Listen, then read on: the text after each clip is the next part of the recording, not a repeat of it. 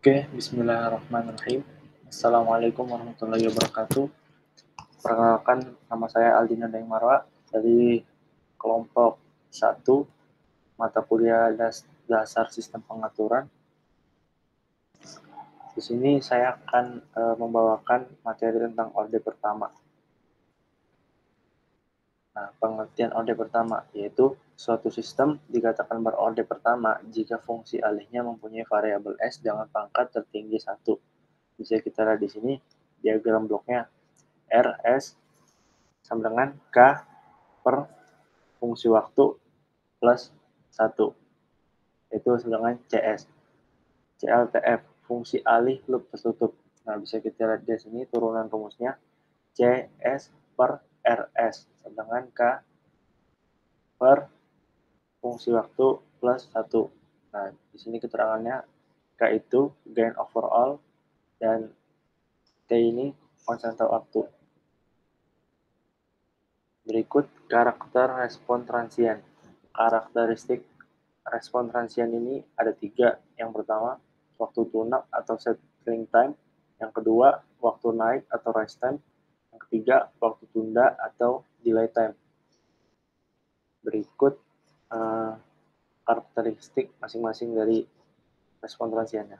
Yang pertama, waktu tune up atau settling time.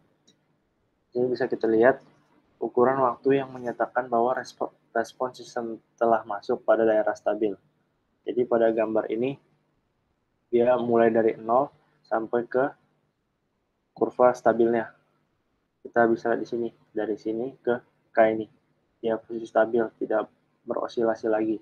Dia lurus, stabil. Kita lihat di sini, fungsi waktu kurang lebih 5%, dia sama dengan 3.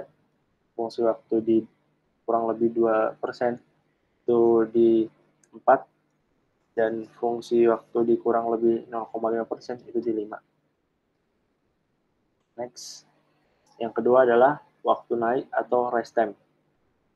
Bisa kita lihat ukuran waktu yang menyatakan bahwa respon sistem telah naik dari 5% ke 95% atau 10% ke 90% dari nilai respon pada keadaan tune up. Yang bisa kita lihat di sini. Seumpama 5% di sini, maka dia akan naik ke 95%. Dan jika di sini ada 10%, maka dia akan naik ke 90%. Seperti itu.